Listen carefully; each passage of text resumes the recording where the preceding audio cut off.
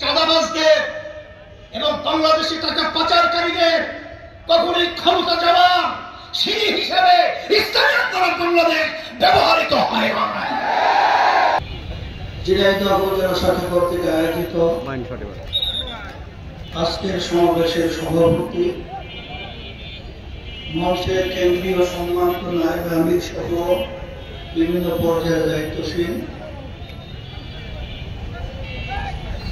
অন্যান্য ইসলামী দলের রাজনৈতিক নেতৃবৃন্দ সহ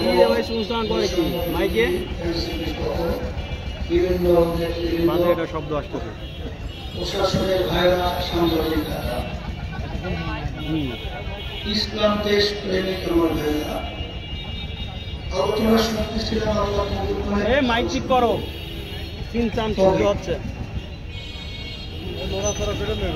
এই বাংলাদেশ ৭১ স্বাধীন করতে গিয়ে লক্ষ লক্ষ মানুষ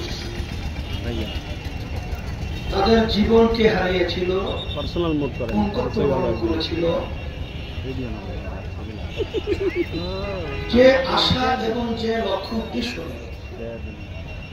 মূলত তিনটা স্লোগানের মাধ্যমে স্বাধীন হয়েছিল: সাম্য, সামাজিক ন্যায় বিচার প্রতিষ্ঠা, মানবিক মর্যাদা।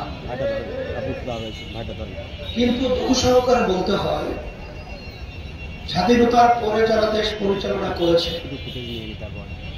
এদের মাধ্যমে আমরা তিনটা তো বাস্তবে দেখি নাই, বরং তো দেখেছি এদের পরিচালনায় দেশটা একবার দুইবার নয়, ৫ বার চোরের দিক থেকে তামাম দুনিয়ার ভিতরে ফার্স্ট বানিয়েছে।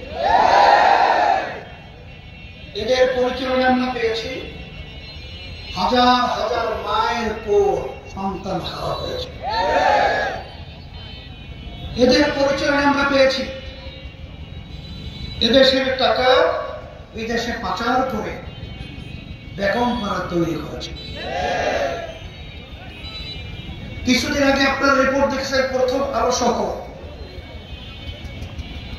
সদ্য আওয়ামী লীগের ভূমিমন্ত্রী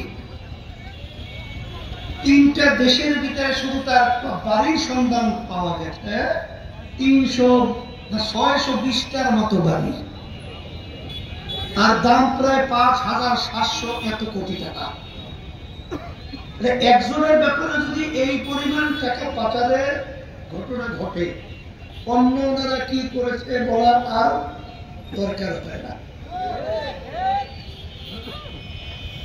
এদের পরিচয় আমরা পেয়েছি আয়না ঘর।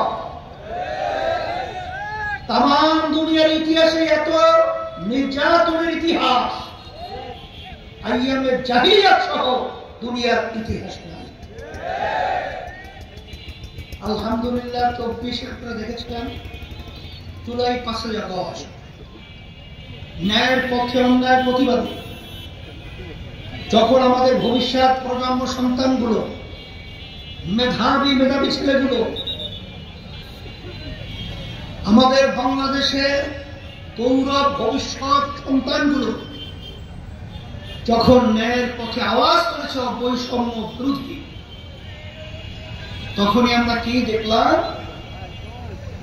তাদেরকে ঠান্ডা মাথায় পাখির মতো গুলি করে এই রাস্তায় লুটিয়ে ফেলা হলো। আপনারা দেখেছেন, মা চিৎকার করে কাঁদছে আর মার বলছে, আজকে কয়েকদিন পর্যন্ত আমার সন্তান আমাকে মা বলে ডাক দেয় না। সেই শব্দ এখন আমাদের কানে ভাসছে, আমাদের চোখের সামনে দেখা যাচ্ছে।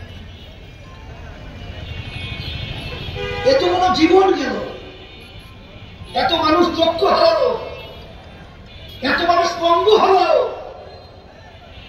এই আমাদের দেশকে নিয়ে একটা লক্ষ্য উদ্দেশ্য নাই? ২৪শে জুলাই এবং আগস্টে অভ্যুত্থানের পরে আমাদের একটা সুন্দর পরিবেশ তৈরি হয়েছে, এই দেশকে একটা সোনার দেশ তৈরি করার সুযোগ। কিন্তু ইতিমধ্যে আমরা দেখেছি এক ধরনের স্বার্থান্বেষী মহান, যাদেরকে আমরা বারবার বলে থাকি ক্ষমতা প্রেমিক, এই যে বর্তমান অন্তর্বর্তীকালীন সরকার রয়েছে, তাদেরকে দায়িত্ব দেওয়ার তো কতগুলো কারণ আছে না? কারণের ভিতরে একটা হলো সংস্কার। আর এই খুনিদের গুণীদের এবং এই চালানদের, এই বদমাইশদের, টাকা পাচারকারীদের দৃশ্যমান বিচার, এরপরে সুন্দর একটা পরিবেশে পিয়ার পদ্ধতির নির্বাচন। কিন্তু দুঃখ সহকারে বলতে হয়, বর্তমানে আমরা অন্তর্বর্তীকালীন সরকারের প্রধান ডক্টর ইউনূস সাহেবের সাথে যখন আমরা বসেছি, তখন তিনি দুঃখ সহকারে আমাদের কাছে বলছেন যে 5ই আগস্টের পরে এই দেশটা সুন্দর একটা দেশ তৈরি করার সুযোগ এসেছিল, আর আমিও সেই সুযোগ এসেছিলাম, কিন্তু আমাকে সুন্দরভাবে দেশ গঠন করার কাজ করতে দেয় না। কে বা কারা দেয় না আমরা জানি।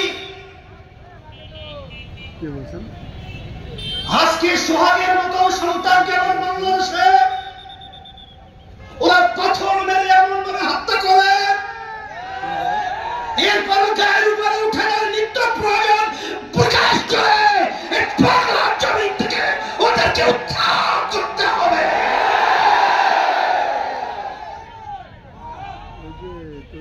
আমি আমার ভাইটাকে বলবো, এই দেশ আমার, এই দেশে আমি সন্তান, আমি জন্মগ্রহণ করেছি। এ দেশ নিয়ে যেন তোমাকে সেই ইচ্ছা যেমন তা করবে, এটা হতে পারে না, হতে দেওয়া যায় না। এর প্রতিবাদে আমাদের কি করতে হবে? সে লক্ষ্যে আপনারা জানেন, ইসলামী আন্দোলন বাংলাদেশ প্রতিষ্ঠিত হয়েছে 1987 সাল। অদ্যাবধি পর্যন্ত আমাদের দলীয় কোনো মার্কা নিয়ে কোনো একটি কিন্তু সংসদে যায় নাই। এর অর্থ আমরা খুব দুর্বল তা নয়, কারণ আমরা এই খুনিদের, চাঁদাবাজদের এবং বাংলাদেশি টাকা পাচারকারীদের কখনোই ক্ষমতা যাওয়ার সিঁড়ি হিসেবে ইসলামী আন্দোলন বাংলাদেশ ব্যবহৃত হয় না। রাজনীতি করে দেশের কল্যাণের জন্য, রাজনীতি করে ইসলামের জন্য, রাজনীতি করে বাংলাদেশের মানুষের কল্যাণের জন্য দেশ নিয়ে যারা যেন তেন ক্ষমতা প্রেমিকরা বারবার আমাদেরকে ধোঁকা দেবে, বোকা বানাবে, আর এটা আমরা বসে বসে দেখব, এটা হতে পারে না। এর পরিবর্তন করতে হবে, আর এর পরিবর্তন একটাই নীতি আদর্শ, তার নাম হল ইসলাম। একজন আমার ভাইদেরকে বলবো, আমরা আওয়ামী লীগের শাসন দেখেছি, বিএনপির শাসন দেখেছি, জাতীয় পার্টির শাসন দেখেছি, কিন্তু ইসলামী নীতি আদর্শের শাসন দেখতে নাই। আজকে বাংলাদেশের মধ্যে 5ই আগস্টের পরে ইসলামের পক্ষে শক্তি আজকে দেশ চালাবার একটা ক্ষেত্র তৈরি হয়েছে। আলহামদুলিল্লাহ, ইতিমধ্যে আপনারা দেখেছেন যে ইসলামী দলগুলো আমরা সবাই একটা কালকে আলহামদুলিল্লাহ নির্বাচনে একটা বাক্স আমরা পাঠাতে পারি, এই কার্যক্রম চলছে। এরপর আপনারা দেখেছেন যারা দেশ প্রেমিক রয়েছে, তারা আমরা যেন একত্রিত হয়ে দেশ করার কাজে দিয়ে যদি হতে পারি, এই কার্যক্রম মাশাআল্লাহ ভালো আগিয়ে গেছে। কিন্তু এটা দেখে সামনে যাতে প্লেটে খানা পাড়া মানে প্রস্তুত, এটা সরে যাবে, এটা কি সহ্য করতে পারে? এর জন্য পাগল পাড়া হয়ে গেছে। এখন এই পাগল পাড়া ওরা যতটুকু আছে ফুল পাগল বানাতে হবে, কারণ এই দেশে সুন্দর করতে হবে। এই পাগলদের জায়গা বাংলা জমিনে দেওয়া যাবে না, দেওয়া যাবে না। এর জন্য আমি সকলকে আহ্বান জানাবো, দুনিয়াতে শান্তি, আখেরাতে মুক্তি, একমাত্র তার নীতি আদর্শের নাম হল ইসলাম। অত ব্যাখ্যা ইতিহাস আমি জানো না, তবে আজকে আপনারা দেখেছেন বা আপনারা শুনেছেন 28শে জুন ঢাকায় যখন আমরা মহাসমাবেশ করেছি, এখানে হিন্দু জোটের মহাজোটের কি গোবিন্দ, সে নাকি হিন্দু জোটের কি মহাসচিব, খ্রিস্টান ধর্মের সভাপতি এবং বৌদ্ধদের সভাপতি, তারা কিন্তু আমাদের স্টেজে এসে আমাদের সাথে একাত্মতা প্রকাশ করেছে। কারণ তারাও চায় যে দেশের ভিতরে আমরা ভালো থাকি। আর তারা দেখেছেন ইসলাম নীতি আদর্শ যারা পালন না করে তাদের কাছে কারো নিরাপদ নয়।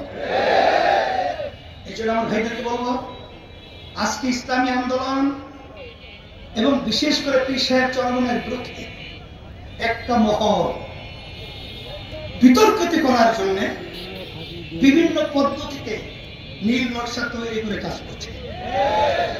কিন্তু বাংলাদেশের মানুষ এখন শুধু নাকে তৈল দিয়ে ঘুমায় না, এখন তারা সজাগ। কে কি করেছে, কে কি করতে চায়, এটা কিন্তু এখন সাধারণ আমার রিক্সাওয়ালা বাজারগুলোও যাবে। ওই কথা বলে আর বাংলাদেশের মানুষকে ধোঁকা দেওয়া যাবে না। এর জন্য আমার বাজারদেরকে বলবো, আমি আমার দায়িত্ব পালন করছি। আপনাদের কাছে বলে রেখে গেলাম, যারা পরীক্ষিত, যারা দেশ পরিচালনা করেছে, আবার তারা এই বাংলাদেশের মস্ত দেশে নতুন ভাবে আমাদেরকে কি সুন্দর দেশ উপহার দেবে, এটা আমাদের বুঝতে আর বাকি নেই। আমাদেরকে উপহার দিবে নিজেরা চাঁদার ভাগ বন্টনের সমস্যায় প্রায় দেশ শুরু করে নিজেরা বলেছে। এখন আসার পরে কি আবার দিবে, এটা আমাদের আর নতুন করে দেখা প্রয়োজন নেই। এই জন্য আমি আমার ভাইদেরকে বলবো, আল্লাহ রাব্বুল আলামিন বলেছেন, যে জাতি নিজেদের ভাগ্যের পরিবর্তন না ঘটায়, ওই জাতির ভাগ্যের পরিবর্তন আমি ঘটাই না। এই জন্য দেশ রক্ষার জন্য, এই দেশ গঠন করার জন্য আমাদের সবাই একাকার হয়ে ইসলামের পক্ষে, দেশের পক্ষে, বাংলাদেশের মানুষের উন্নয়ন কল্যাণের পক্ষে আমরা সবাই একত্রিত হয়ে আমরা অবস্থান তৈরি করব, এই আশাবাদ এবং এই আহ্বান আমি আপনাদের কাছে রেখে আমি আমার আলোচনা শেষ করছি। ভুল হলে মাপ চাই, দোয়া চাই, দোয়া করি, আল্লাহ কবুল করুন। ঝিনাইদহ 3 আসনে আমরা মাওলানা সোহরাওয়ার হোসেন তাকে সম্ভাব্য এমপি প্রার্থী হিসেবে ঘোষণা করছি। সবাই বলেন আলহামদুলিল্লাহ। হাত পাখার প্রতীক, শান্তির প্রতীক, অশান্তিকে আজকে নিভাবার জন্য হাত পাখার প্রতীকের শান্তির বাতাসে নিবিয়ে শান্তির ব্যবস্থা করতে হবে। ঝিনাইদহ 4 কালীগঞ্জ মুফতি আহমদ আব্দুল সলিম, তাকে আমরা হাত পাখার প্রতীকে তাকে এমপি প্রার্থী সম্ভব ঘোষণা করছি। আল্লাহ কবুল করুন। আর বাকি দুটো আচ্ছা পরে হবে ইনশাআল্লাহ। আল্লাহ কবুল। আল্লাহুম্মা আমিন। রব্বানা আতিনা ফিদ দুনিয়া হাসানাহ